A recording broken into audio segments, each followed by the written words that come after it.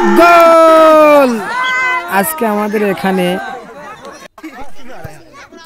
Islamic মাহফিল শেষ হওয়ার শেষে বিকালবেলা আমাদের গ্রামের যুব সমাজ বিয়া বনাম অবিবাহিত দুই দল মিলে খেলা দিয়েছে ফুটবল, রাজহাঁস আর পাতিহাঁস। যে জিতবে সে রাজহাঁসটি নিয়ে যাবে এবং যে হারবে সে পাতিহাঁসটি নেবে।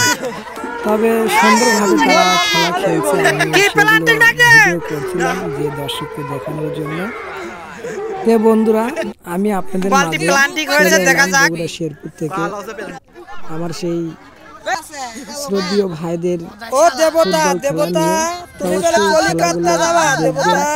অনেকদিন যাবত হলে এই খেলাগুলো আর নেই। তো বিশেষ করে আমাদের এখন এই খেলাগুলো উঠে গেছে, কারণ খেলাধুলা আর চলে না। কারণ যেখানেই খেলাধুলা হয় সেখানেই একটা না একটা হট্টগোল বেজে থাকে। আর এই হট্টগোল বাজার কারণে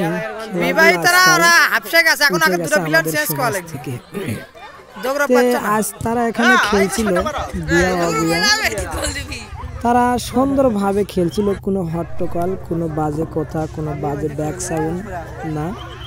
তা আমার খুব ভালো লাগলো খেলাগুলো দেখে, যে এত সুন্দরভাবে তারা আমাদের এই গ্রামে সবাইকে সুন্দর একটি খেলা উপহার দিবে আমরা কখনো ভাবি নাই। তাদের খেলাগুলো দেখে অনেকই ভালো লাগছিল। গ্রামের প্রত্যেকটা লোকগুলো যেন ভিড় পেতে খেলাগুলো দেখছিল। অনেক আনন্দ, অনেক খুশি হয়েছে। আমরা খুবই আনন্দ পেলাম আজকে আমাদের এই যুব সমাজের খেলাগুলো দেখে।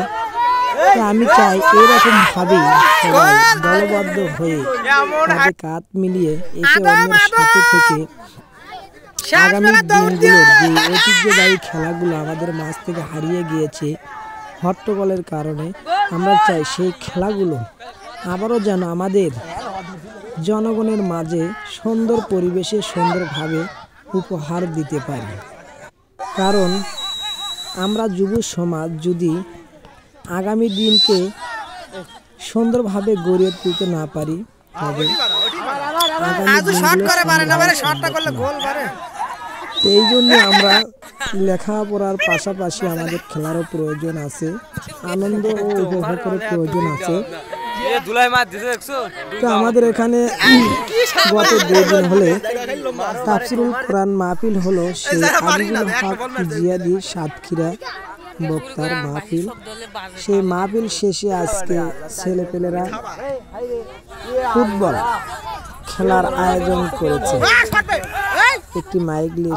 তো হয়তো আমি ভিডিও করছি বিধায় তারা মাইকটা বন্ধ রেখেছে। আমি তাদের কাছে বললাম যে আমি একটু ভিডিও করব এবং মাইকটা দায়িত্বে আমি আছি তাদের ভাষ্যকর হিসেবে। তবে মাইকের আওয়াজগুলো হয়তো মোবাইলে থাকলে সমস্যা হবে, এই জন্য মাইকের আওয়াজটা বন্ধ করে দিয়েছি।